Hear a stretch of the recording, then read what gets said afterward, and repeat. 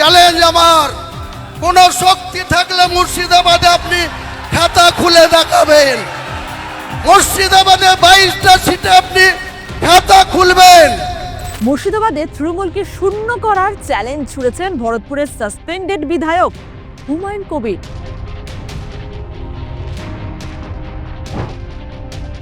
আতে ঘা লেগেছে যে দল থেকে সাসপেন্ড, তাই নতুন দল গড়ে জবাব দেওয়ার মুডে হুমায়ুন কবির। 26-এর ভোট তার কাছে প্রেস্টিজ ফাইট। সম্প্রতি আবার তিনি বলেছেন 182 আসনের প্রার্থী দেবেন, যদিও এখনো তিনি 10 জন প্রার্থীর নামই ঘোষণা করেছেন তার দল জনতা উন্নয়ন পার্টির জন্য। হাওয়ায় ভাসিয়ে রেখেছেন মিম ও আইএসএফ এর সঙ্গে জোট করার কথা। প্রেস্টিজ ফাইটে জিততে কি এবার শাসক দলের বিরাগভাজন নেতাদের সঙ্গে আঁতাত গড়তে চান হুমায়ুন কবির? কেন উঠছে এই প্রশ্ন?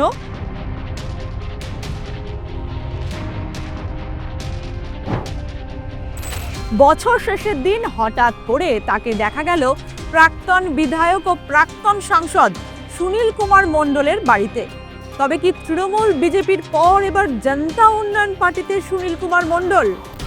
এভাবে যদি শাসক দলের বিরাগভাজন নেতাদের পাশে পেতে চান হুমায়ুন সাহেব, তাহলে প্রশ্ন উঠছে ভাঙড়ের সাসপেন্ডেড নেতা আরাবুল ইসলামের বাড়িতে কবে যাচ্ছেন হুমায়ুন কবির?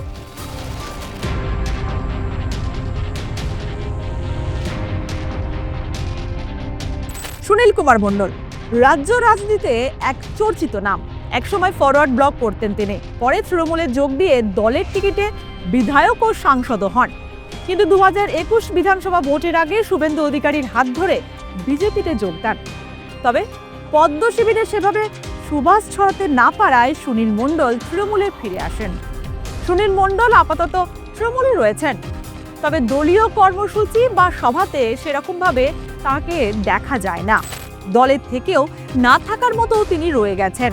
আর এই পরিস্থিতিতে সুনীল মণ্ডলের সঙ্গে হুমায়ুন কবিরের সাক্ষাৎ ঘিরে জল্পনা বেড়েছে। তবে কি এবার জনতা উন্নয়ন পার্টিতে দেখা যাবে সুনীল মণ্ডলকে?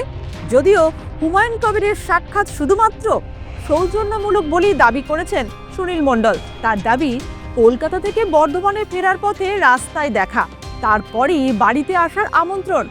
সেই আমন্ত্রণ রক্ষাই করেছেন হুমায়ুন কবির। এর পরেও যে কথায় জল্পনা বেড়েছে তা হলো সুনীল মণ্ডল বলেছেন তিনি এখন আর কোনো কিছুতে নেই, মানে ছাড়া হাত পা। তাহলে নতুন দলে যেতে কোনো বাধাই নেই কি সুনীল বাবু? বললো যে এরকম দাদা আমি করছি, এই তুমি করছো তোমার মতো তুমি করছো। যোগ দিতে কিছু বললো মানে এখানে? না না না, সেই ধরনের রাজনৈতিক কোনো তো ও আমাকে সেটা অফারও ইয়েও করেনি আর বলেওনি। আর উনি কি ফিরছিলেন তখন নাকি? উনি কলকাতা থেকে ফিরছিল, হুগলি না কোথায় কি একটা প্রোগ্রাম ছিল, সেখান থেকে ফিরছিল। নিয়ে তারপর আপনার বাড়িতেই চলে গেল ওটা? হ্যাঁ, না না, আমি কলকাতা থেকে আমিও ফিরছিলাম। হ্যাঁ, ফিরে তখন ও শক্তি করে অনেক খাচ্ছিল। আচ্ছা, তখন আমার গাড়িটা দেখেছে। তো কি বলবেন এরকম একটা রাজনৈতিক অবস্থা? সেটা ওরা ব্যাপারটা ওর ব্যাপারটাও ভালো বুঝে, কারণ ওদের মুসলিম কমিউনিটি দিয়ে ও ভালো বুঝে। আপনি কি সমর্থন করেন হুমায়ুনকে? না না না, সমর্থন ইয়ে না, ও সেরকম আমি এখনো ভাবিনি কিছু। আপনি তৃণমূলের মধ্যেই রয়েছেন? আমি এখন কিছুতেই নেই, কিছুতেই নেই। কে সত্যি বলছে আর কি হতে চলেছে আগামীর রাজনৈতিক সমীকরণ তার সময় বলবে। তবে সুনীল হুমায়ুন সাক্ষাৎ শুধুই কি সৌজন্যমূলক তা নিয়ে জল্পনা এখনো তুঙ্গে। সুনীল মণ্ডল একসময় তৃণমূলের বিশ্বস্ত সৈনিক ছিলেন, কিন্তু তিনিও একটা সময় দলের বিরাগভাজন হয়ে ওঠেন। বিজেপি থেকে তৃণমূলে ফিরে এলেও জমি ফিরে পাননি। আর এই শূন্য স্থানই কি পূরণ করতে চাইছেন হুমায়ুন কবির? তাই যদি হয় তাহলে এবার কি তার নেক্সট টার্গেট ভাঙড়ের আরেক সাসপেন্ডেড নেতা আরাবুল ইসলাম? বাংলার রাজনীতিতে তিনি তাজা নেতা হিসেবে পরিচিত। সাসপেন্ড থাকলেও রাজনীতিতে বরাবরই প্রাসঙ্গিক।